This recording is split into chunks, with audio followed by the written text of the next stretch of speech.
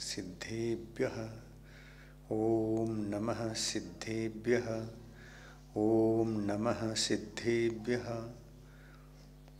मङ्गलं भगवान् वीरो मङ्गलं गौतमो गणी मङ्गलं कुन्दकुन्दार्यो जैनधर्मोऽस्तु मङ्गलम्।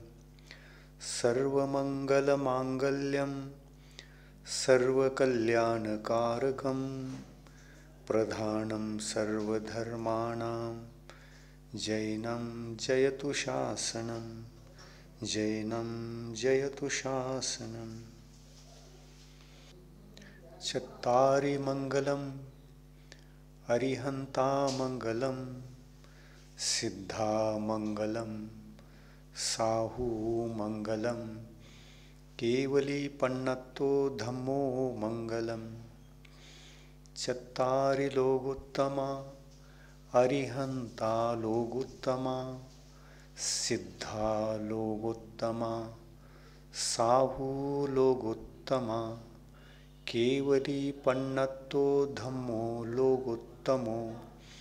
चत्तारि शरणं पवज्जामि अरहन्ते शरणं पवज्जामि सिद्धे शरणं पवज्जामि साहू शरणं पवज्जामि केवली पन्नत्तं धम्मं शरणं पवज्जामि।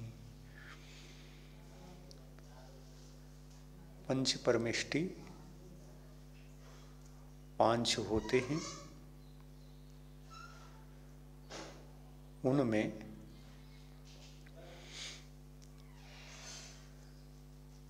आदि के परमिष्टि अरहंत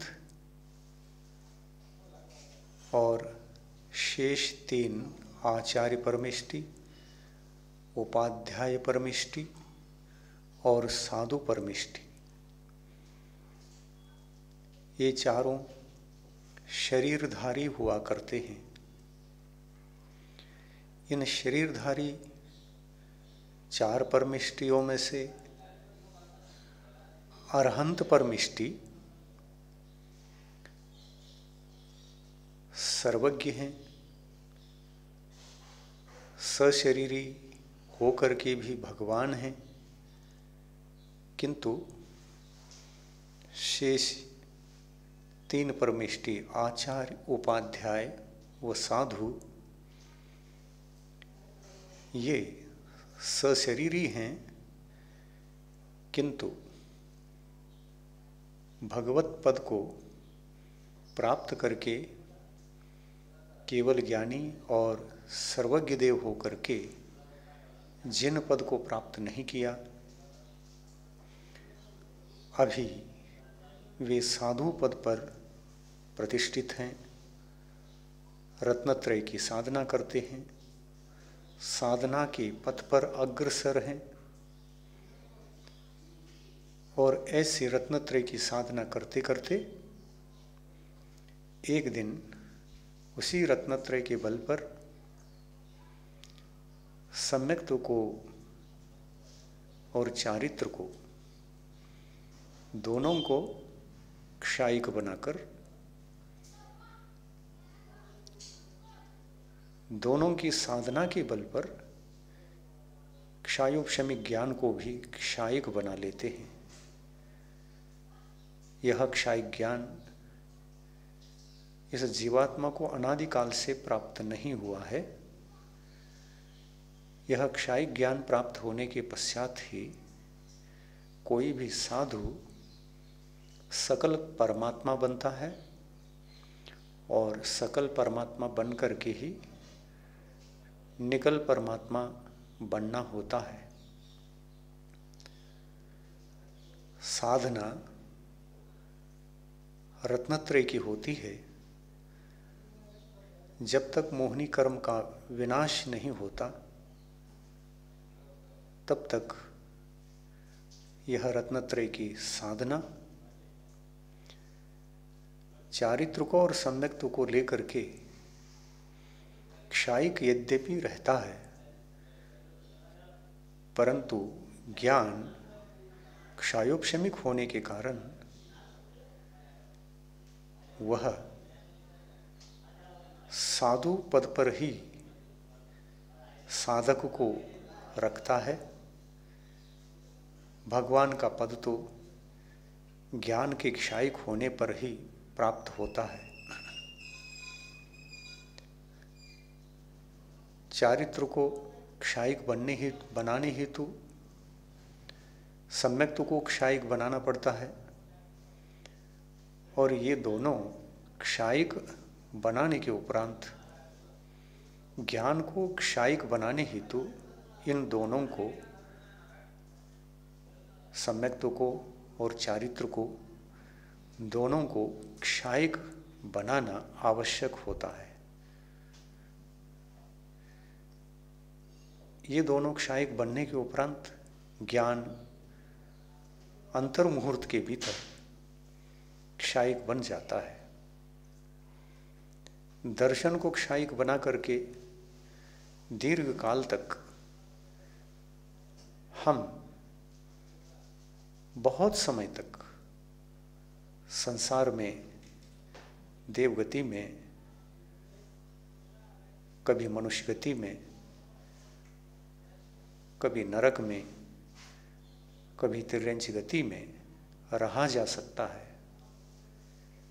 सम्यक्त्व क्षायिक बनाने वाले भव्यात्मा चारों गति में पाए जाते हैं, परंतु चारित्र को क्षायिक बनाने वाले केवल आर्यखंड के कर्मभूमि में वज्र वृषभ नारासन धारण करने वाले आर्यखंड के मनुष्य ही हो सकते हैं, अन्य कोई नहीं हो सकता। चारित्र अगर क्षायिक बनता है तो उसी भव से जीव नियम से मोक्ष प्राप्त करता है। ज्ञान अगर क्षायिक बनता है तो चारित्र के क्षायिक बनने के अंतर्मुहूर्त बाद ही बनता है। इस तरह से चारित्र और ज्ञान के क्षायिक हुए बिना कोई भी साधु अरहंत पद को अलंकृत नहीं कर सकता। अरहंत पद सकल परमात्मा का पद है, सिद्ध पद निकल परमात्मा का पद है। दर्शन, ज्ञान और चारित्र, इन तीनों के क्षायिक बनने के बाद ज्ञान पूर्ण रहता है और सम्यक्त्व भी पूर्ण रहता है, परंतु चारित्र अभी अधूरा ही माना जाता है क्षायिक होकर के भी, क्योंकि चारित्र की पूर्णता कषाय और योग, इन दोनों का अभाव करना आवश्यक होता है। कषाय और योग का निरोध होने पर ही चारित्र की पूर्णता होती है। उससे पूर्व सम्यक्त्व और ज्ञान ये दोनों क्षायिक हो जाते हैं। 13वें गुणस्थान में यद्यपि क्षायिक सम्यक्त्व है, क्षायिक ज्ञान है और चारित्र क्षायिक होने के पश्चात भी वह अधूरा कहा गया है।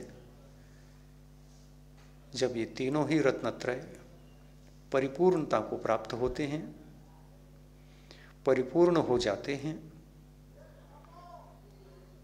तो मोक्ष मार्ग वहीं पर समाप्त होता है। पूर्ण होते ही अंतर्मुहूर्त काल में शेष आघाती कर्मों का नष्ट करके वे अरहंत परमात्मा जो योग निग्रह करके, योग निग्रह करने से पूर्व कषाय को निग्रह करके, कषाय को नष्ट करके पश्चात सयोग से अयोग केवली बनकर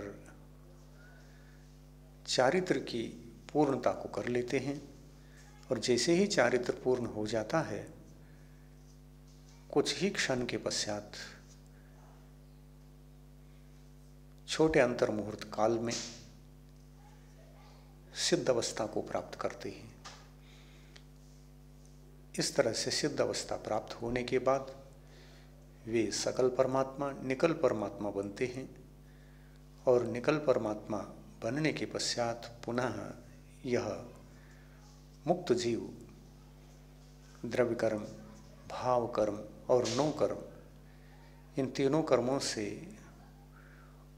मुक्त हुआ जीव कभी भी लौटकर संसार में नहीं आता। और संसार में नहीं आता है इसलिए यह भव्यात्मा मोक्ष मार्ग पर आत्म तत्व की साधना करते करते सफल माना जाता है। भाव भ्रमण रुक जाए, भाव भ्रमण दूर हो जाए, यही अनिवार्यता होती है एक साधक को। और रत्नत्रय की साधना केवल भाव भ्रमण को दूर करने के लिए ही होती है। यह साधना एक भाव में, दो भाव में, तीन भाव में, चार भाव में, ज़्यादा से ज़्यादा 8 भावों तक यह जीवात्मा कर लेता है।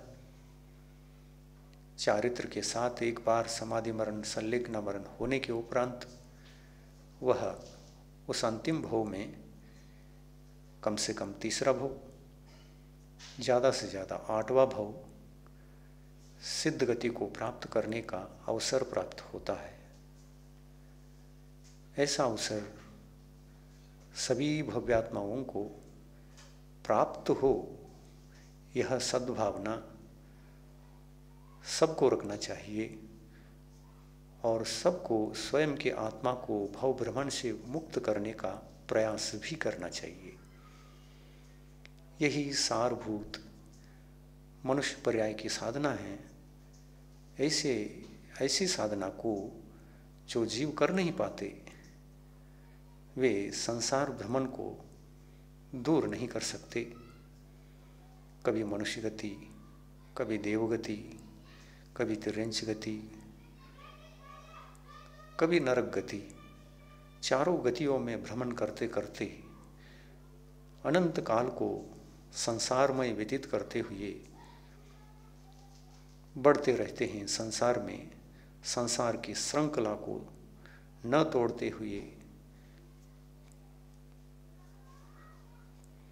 निरंतर यह संसार परंपरा बनी रहती है जीवात्मा के पीछे।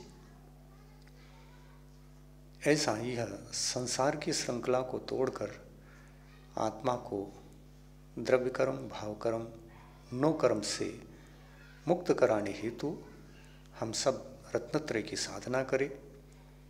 यह रत्नत्रय सबसे बड़ा धर्म है। इसमें स्वयं को जानना होता है और स्वयं के भीतर विद्यमान मोहनी कर्म को सर्वप्रथम नष्ट करके दर्शन और चारित्र को धारण किया जाता है और इन दोनों की साधना को क्षायिक बनाकर ज्ञान को क्षायिक अनंतर काल में बनाया जाता है। और तीनों ही जब क्षायिक बन जाते हैं तो उसी वक्त यह भव्यात्मा संसार की इस परिपाटी को समाप्त करके निर्वाण अवस्था को प्राप्त करता है। वह निर्वाण अवस्था सबके लिए प्राप्त हो, इस भावना के साथ पंच परमिष्टि भगवंतों की जय, अहिंसा परमो धर्म की जय।